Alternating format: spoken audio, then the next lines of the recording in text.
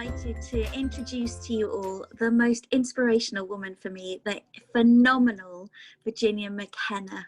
And Ginny, just thank you so much for agreeing to have a little chat with me and talk to me, because you are my heroine, and you know I adore you, and I want anyone that doesn't know about you to meet you and greet you and follow your work and understand your work as an actress, as well as the amazing instigator of Bourne Free. So hello, darling. Hello. Well, I return all the lovely things that you've said about me, which are not really frightfully true, but anyway, we've known each other such a long time, and I adored your mother, with whom I acted on 2 occasions, and you know, and I've just actually listened this very morning to a live recording of a play on radio with you and both your parents. Yes. Oh, I loved every minute. Oh, did you? It's such an amazing piece, isn't it? It's very, it's quite a dark piece, but it's quite funny at the same time. And you're so frightfully happy at the dreadful end. We don't want to give it away. We don't want to give it away. I'm not. I wish I had said. Yes. But darling, for me, you're intrinsically linked, obviously, with mum and dad. So, you know, my mum was the actress Dorothy Tewton, and my dad was the actor Derek Waring. Yes. And for me, Ginny was in many of the plays that I did when my mum got sick. Ginny took over and was an incredible, luminous presence on stage with my family and other actors like Joss Ackland and Robert Powell and Jeffrey Baildon. But Ginny, so for me, you are, you know, you're my family. I think of you as a second mother. You know, you're inspirational on a personal level. Well, and I think that's what's so lovely, really, for me, that it doesn't always happen that you become close friends with people you get on fine and you're friends, but this was quite different. Your parents, your brother, his son is my godson, you know, it's very, very close. And I treasure that relationship more than I can tell you. Oh, darling, thank you. And I wanted to really honour a little bit about what I discovered last night, again, before doing this interview, was about finding out that you did the film What Do You See For Me, which I made in memory of my mum when she died. And Ginny played this incredible character, laid herself very vulnerable and was a stroke victim. And you played this exquisitely, and at some point we'll show a clip of the film, I hope. What do you see? Are you seeing when you're looking at me? A crabbit old woman, not very wise, uncertain of habit, with faraway eyes, who dribbles her food and makes no reply when you say in a loud voice, I do wish you'd try. I do wish you'd try. I just wanted to say thank you for doing that, because that film has transformed millions of carers' lives, put dignity at the heart of care. And I wanted you to share a little bit, as it's the 15-year anniversary, literally this month I discovered, since it was released. What was your experience of making the film? How did you feel with that? I think that the heart of it for me was obviously the character and the story, which was extremely poignant, but the way you directed it was, and how you've written it, was so simple in a way, so profound, and you allowed time for thought. Often in films, in the old days when I made them, you have to sort of rush from one thing to the next rather too quickly sometimes, and there's often no time to feel what that other person has said to you, or allow the feelings you're feeling to be communicated to the audience. And you, as an actress, of course, are very sensitive to that aspect of telling a story. And so you allowed the actors to have their time. We can't keep, as I am, talking all the time, because you've got to have a space, you've got to have a pause, time for a thought, or change your mind. There are all sorts of reasons that you need to have time, and you know that absolutely to the nth degree. Oh, darling, well, thank you. And you know, I know that the 2 films that were made are still being shown globally, which is wonderful. Oh, Yes, and digitally. So and every day practically I am seeing you in the bath in my film. Help. I know, whether I want to forget about you, I just can't. You're just there all the time. But it's absolutely the gift, and to have been able to have had your performances so sensitive and reaches through the screen, and every single person that sees it is unforgettably moved, and the resonance of your performance means that people identify and do change behaviors. So not only have you helped me in my personal life, you have vicariously helped over 1 million people who've seen this film and my other work.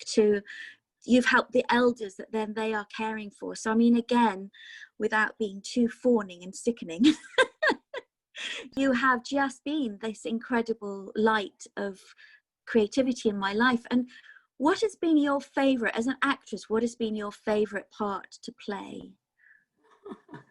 Oh my word. Well, I suppose 2, if I can have 2. Yes. Both very different. The first was a film called Carve Her Name with Pride, about war heroine Violette Szabo, who was caught by the Germans and executed at Ravensbrück when she was in her early 20s, leaving a daughter who I know very well to this day. And we celebrate Violette's life once a year at a special place in Herefordshire. And I see Tanya there, the daughter. And the other film was obviously Born Free, which changed both my husband Bill's and my lives completely, not without realizing it in a way when we were doing it. But subsequently, we realized how profound our feelings had been working with the animals, and how we couldn't actually tolerate the idea of them being in captivity, when this was a story about freedom and relationship between people and a lioness in freedom, not, you know, putting something through the bars to feed them in a zoo. Absolutely, darling. And you set up Zoo Check, didn't you? And then expanded that into the Born Free Foundation. Do you want to just share a bit about what that does and how people can join? Yes, that's kind of you. Thank you. Well, yes, it was in 1984 that we founded Zoo Check, because initially what we were doing were looking at wild animals in captivity. And then in 1991, when we'd started to do slightly go on into broader aspects of humans and animals, we'd started our rescue work, for example, taking some animals from zoos to a sanctuary in South Africa, which we began, and is still going today, and it's full. We decided to call, well, it was Bill's idea to call it the Born Free Foundation, because it enveloped everything then. It developed the past, the present, and hopefully the future. And of course, now we've got our eldest son, Will, who founded it with us. He runs it, and, you know, he's had experience of all these things since he was a little boy of 5 when he came to Kenya with us when we made the film. So he's been in it really right from the beginning. So he knows it from his heart. Yes, and he's wonderful with what he does as well. And darling, what is your wishes for Born Free for the future as well? I hope we're still going long after I'm gone, and I think we will be. But I hope at the same time that the issue of wild animals in captivity will have started to diminish more and more speedily over the coming years. Because the more we see wonderful wildlife films on television, and we see how animals really live in nature, the more people, I think, are going to go and see them in captivity with a different eye. They see, but it wasn't like that in the film I saw the other night. Well, it can never be like the film they saw the other night if the film was in the wild, because they are never in the wild. They have no choice. They have companions. They have no choice of what time they get up or go to bed at night. They have no choice of what they eat. And often, in some places, necessarily here, but in other countries, some countries, they actually are taunted by the people who come to see them, the visitors who throw things at them and shout at them. And of course, that's teaching people wrong things about how to behave with animals. It's not educational, it's miseducational. And I'm so opposed to that. I can't emphasize that enough, really. Absolutely, darling. And people can go to your website. They can go onto the bournefreefoundation.org.uk. Is that the correct? www.bournefree.org.uk. You go on our website and section, so you can choose your section you want to look at. And sometimes it's zoos in other countries, sometimes it's a release program, sometimes it's inspirational things that happen. And one of the inspirational things for me as a very old person, the amount of young people that are taking interest in these issues now. We have a fantastic young ambassador called Bella Lack.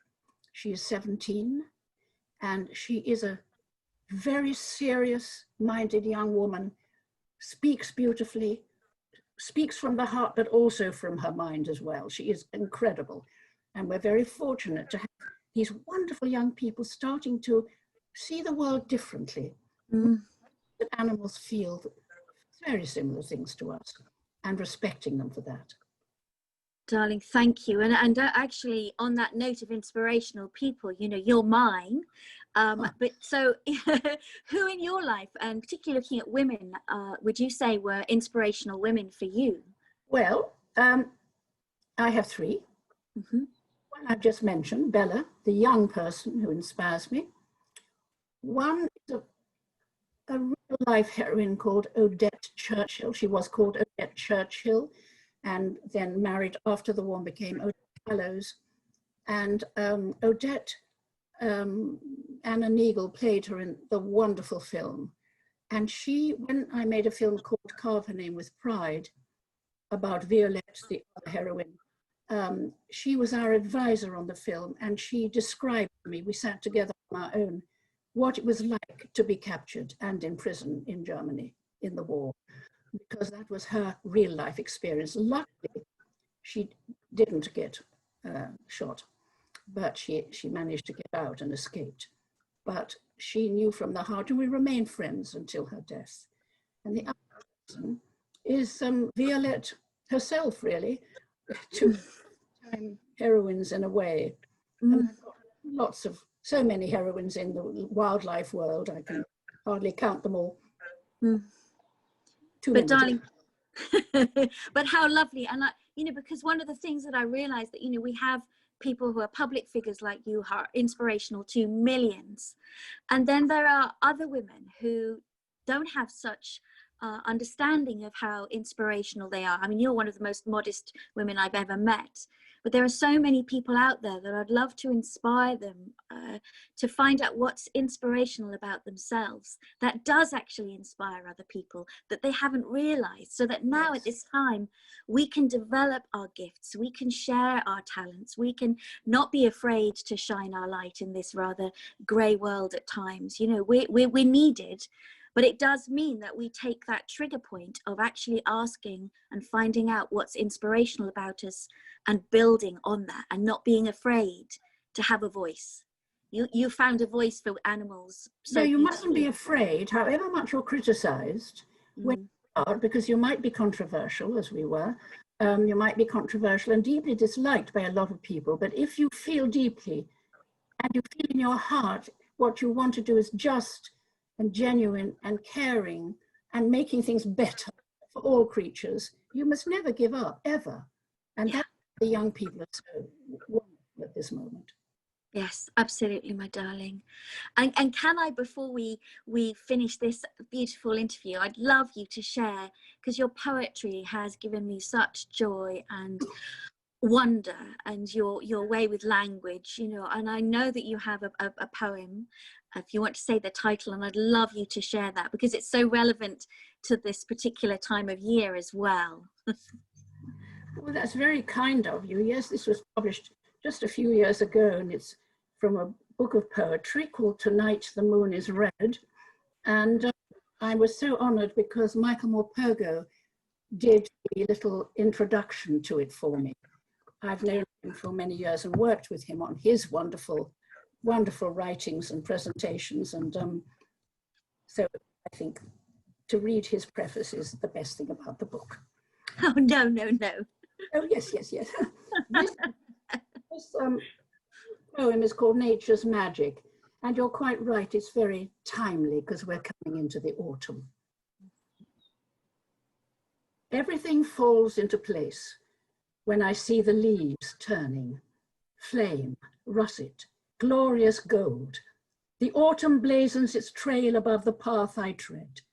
That path is cushioned with fallen signs of summer, papery wisps of hay and conkers and twigs of oak snapped by untamed wind.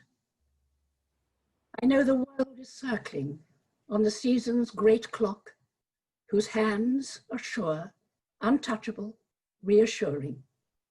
On this day when writing this, I need that confirmation. I need to know that nature is steadfast, dependable, honest. Believing, as I do, in man's goodness, being, as I am, an optimist.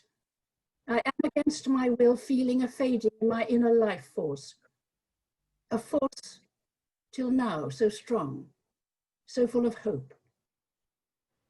Some weeks from now, the branches will lie bare, the ferns died back, the streams dancing with winter rain.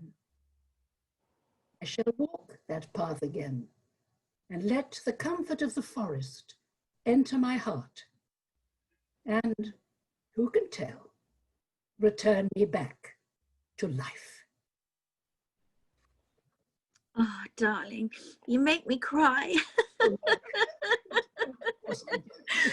They're good tears because that, you know, the power of your spirit, and I'll use that word, the power of your spirit shines through. And I think we were talking earlier, you know, that understanding of shining through no matter what.